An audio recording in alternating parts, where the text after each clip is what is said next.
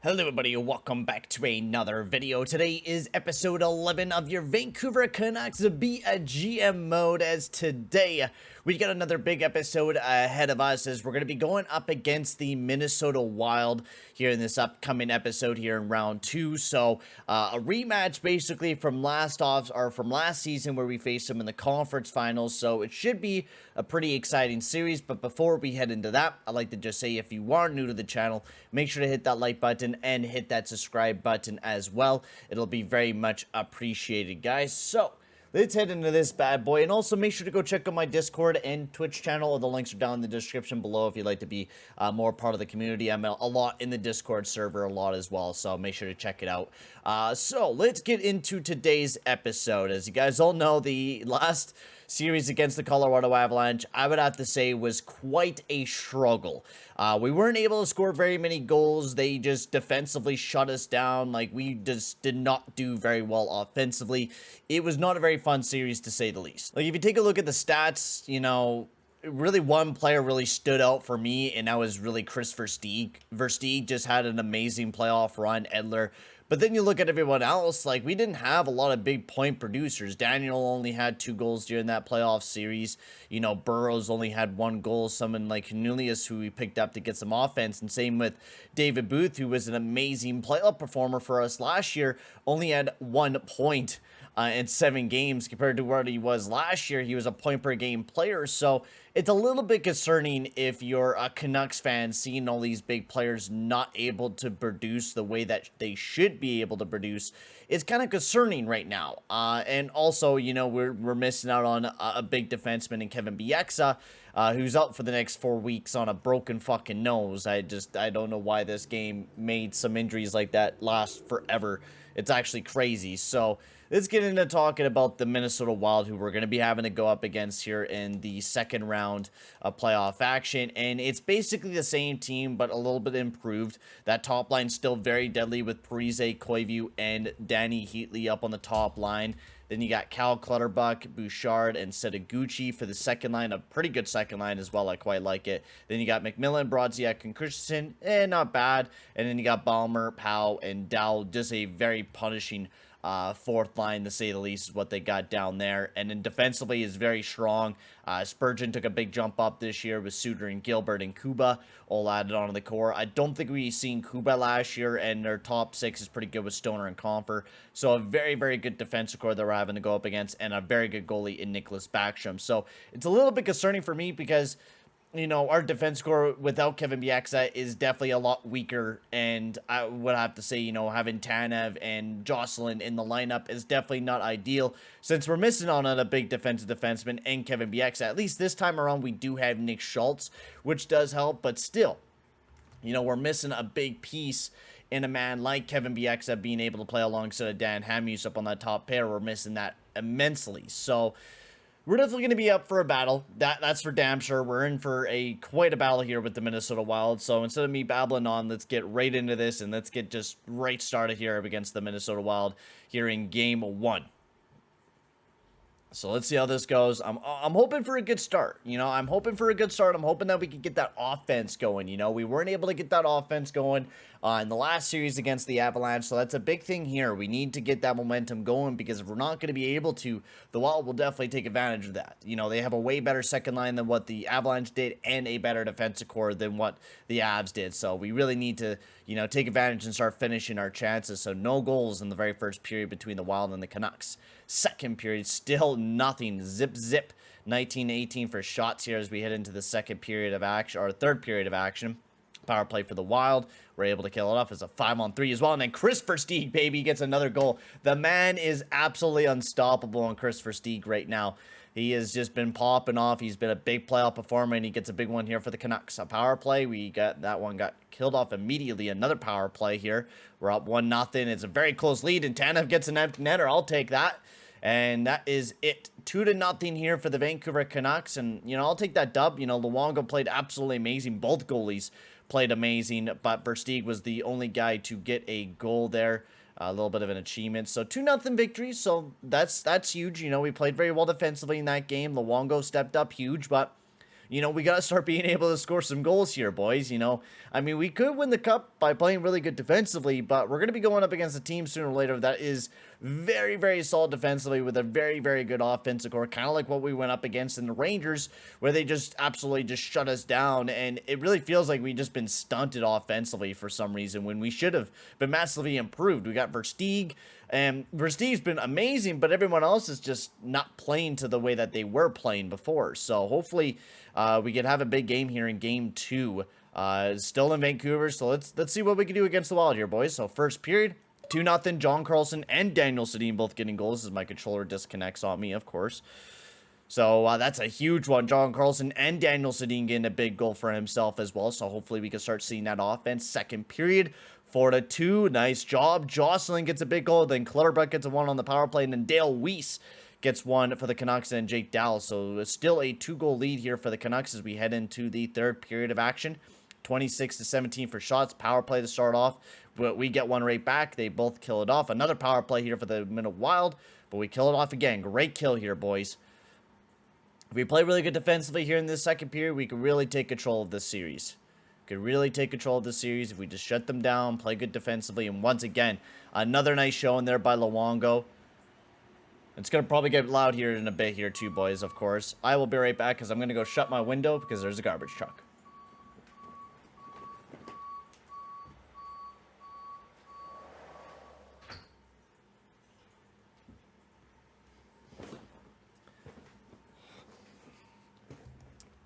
I'm back. It was really loud, so I wanted to make sure that I shut it so you guys are not hearing him dump the garbage into the garbage truck. So anyways, Derek Jocelyn, what a game for him. 3 points on the night. He was massive for us. Dale Weiss also has been playing very well in this playoff run. Our depth has actually been quite well, but the top line got some offense going. You know, they were actually producers of majority of the goals throughout the night, so that is something that, you know, something to keep an eye on for the Sedins, because we definitely need them to be big-time producers for us. You know, they are our big players in this series without a doubt, so if we get those guys producing really well, it'll benefit us amazingly. So Game 3 against the Wild. Once again, we're going off to Minnesota this time. So let's see what we do here in Game 3. And hopefully we can pull away with another big dub. And I mean, that would be massive for us right now. Luongo has been amazing to start this series off. We've been stunting the offense of the Wild. So we might see that here soon. We might see that even here tonight. So we need to keep up with the way that we're playing, continue bringing our A game, and play really well defensively. So first period, nothing in the first period, 13-10 for shots for the Wild. So not a bad start, playing really well defensively, so let's keep it up here, boys. Second period, 1-1. Zach Parise and Nick Schultz gets one there for the Canucks, so that was a power play one there as well, and Parise adds one as well. So tie game heading into the third period of action with 24-21 for shots heading into the third period of action. So all we need is one goal here, boys. All we need is one goal. Most likely, that'll probably be it. The next goal will probably take her here, especially with how defensively David Booth gets a big one. That's his first of the playoffs. That's what we absolutely need from our boy David Booth. Power play, we need to kill this one off. We're really taking bad penalties here. We were able to kill it off, and that was a massive kill because that got us a big old W. Once again, as Luongo absolutely continues to just play amazing, and David Booth Versteeg continues to pop off. He had a 2-point night, but Versteeg playing amazing, and that is a massive injury. Burrows out for the next 9 to 10 weeks with a concussion. Oh, Jesus crikey, mate. Oh, no. I do like Bill Sweet. He's a fast, speedy guy. He can play depth for us. That is exactly not what we wanted. That's exactly not the fuck what we wanted, man. Ah, shit, eh? Okay, so I think what we do here in this situation is we bump. I've been really liking this line here. I think they've been actually, they've been alright the last few games, but I think what we almost do is just go back to having Versteeg up on the top line because he was doing really well there. We'll do this here, and then our depth is going to suck ass. Maybe we, instead of that, we call up Dale Weiss. And we'll do Sweat with Cullen and Gordon. Julius, Morrow, and Hansen. Weiss up with Kessler and Booth. This is the way that we're going to have to do it. I mean, there's nothing else we could really can do. And then Julius. Good thing we have an extra offensive piece, which is quite nice. But now we're missing out on the big defensive piece in Alexander Burrows as well, which is quite shitty. But we got Hansen, so Hansen could go on the PK. Because we're missing a big player in Burrows. Burrows is an absolute massive player for us. So that's a big miss out of the lineup. So he's out basically for the entire playoffs. So another big injury to the team, which is really unfortunate right now because, you know, we're doing quite well. We have a 3-0 series lead. So we can finish it off here tonight and then give us some breathing room going into the next series, which I absolutely think we need to finish the series here tonight. So let's bring our A game, boys. Let's finish it here tonight. Come on, boys. All right. So, first period, 2-0. Yeah, the Wild, they're going to come out and play. Christensen instead of Gucci, they come out there and get 2 big goals there for the Wild. And 13-5 for shots. They're really bringing their game here tonight. Second period, yeah, 4-1. Heatley gets 2 big goals on the power play. And then Jannik Hansen gets 1 and Josh Harden in the net. I don't know what happened to Backstrom. But as we head into the third period of action, the Wild just continues to pepper us in. We're not able to get any shots on the net. Yep. I mean, you lose out in a big player like Burrows, the shift changes, right? So, kind of understandable on why you know we didn't play very well tonight. That's for fucking sure. Danny Heatley absolutely just hammered us in. We weren't able to do very much. Unfortunate. But we're heading back home to Vancouver, so hopefully we'll be able to finish out the series tonight. We absolutely need to finish out the series tonight so we can be able to move on to the next round. We cannot just continue to toy with the Wild. We have a 3-1 series lead right now. We need to finish the series tonight, so come on here, boys. Let's finish it here tonight. First period, 1-0. Sedins gets another big goal there for the Wild. Oh, my God. Come on, guys. Second period, 2-1. Heatley and then Versteeg gets a big one. Kind of within 1 again, so come on, boys. We got to finish the series off tonight. There we go. And Julius gets a big power play goal. And then Daniel fucking Sedin, baby. Let's go, buddy. Sedin with a big one there for the Vancouver Canucks. A 3-2 lead. So come on here, boys. We got 10 minutes remaining. Halfway through. Power play. We kill it off. That's a massive kill for us. Massive kill. Come on, boys. Just finish it off. And the Vancouver Canucks are heading back off to the conference finals, baby. Once again, 2 years in a row. We're heading off to the conference finals, and Versteeg once again with a massive game, assisting in every single goal. Versteeg has just been, he's the David Booth of last year, basically. That is exactly what he is right now. The David Booth of last year, as he just had another amazing game here, as he's just been an amazing producer for us. Now we're going to be going up against the San Jose Sharks, who I know does have Zdeno Chara, but I think he's out of the lineup for the next few weeks. And we're going to be getting back, Zach Cassian, which will be quite nice. So let's take a look at the stats here for the Vancouver Canucks and see what we did in the second round of action. So for Versteeg, absolutely amazing. But Daniel Sedin has picked it up a little bit. Same with Henrik. We're starting to see those guys produce a little bit better, which is really nice. Kessler, Del Weiss, I thought he played pretty well up on that line. Burrows is such a big miss right now. He's been playing really, really well, and he was doing really well up on that top line, but that's a big miss.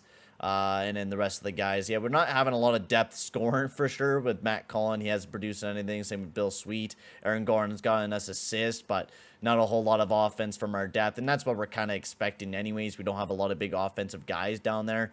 Edler doing quite well. Jocelyn doing quite well up on the top pair. Carlson and Edler doing really well, and then Nick Schmaltz and Tanev, he's doing quite well. He's producing some good numbers, and he's staying out of the box, which is quite nice. And Luongo, I mean, the guy has just been fucking massive for us. Like, the last 2 playoff runs, Luongo's just been everything for the team, and it looks like he's even playing a lot better this year at 940 save percentage. He really wants that cup, man. Luongo wants that cup alongside of the Sedins, and I think we all know that. So we're getting very, very close to doing that, but we still really need to lock things down. We played really good against the Wild, but now we got another big challenge as we got to go up against the San Jose Sharks, who are also looking really goddamn good. As their very first line, they got Patrick Marleau, Joe Thornton, and Martin Havlat. That's a really good first line. Their second line, they got TJ Gagliardi, Logan Couture and Pavelski. Very, very good second line. Then you got Winnick, Shepard, and McLaren. Then Livingston, Wingles, and Desjardins. Very good depth as well. You got Vlasic and Burns, Stewart and Murray, Irwin and Vandermeer. They do not have Chara in the lineup, which is actually quite nice. I do not know when he's going to return. And they got Antti Niemi, so not the best goaltending in the world either. But they still do have a very good defensive core, and their offensive core is something to be quite scared about. And I think that we just got to really play our best defensive game into this upcoming series. So yeah, Zdeno Chara and Jason Demir. So they're missing out on two big players out of their lineup right now, May 29th and May 25th. So they won't return until, like, if they do, Zdeno Chara could return like late into the series, but he won't be fully healthy. So I think if anything, we need to take absolutely advantage of like the first 5 games of the series and try to take a series lead. Because if we don't, you know, once the Zdeno Chara comes back in lineup, it's going to be very, very hard for us to produce any offense. So it's going to be an interesting series what we're going to be able to do against the San Jose Sharks. But for now, guys, I'm going to end the video here. Thank you very much for watching there, guys. And I'll see you guys all in the next one. Adios, amigos.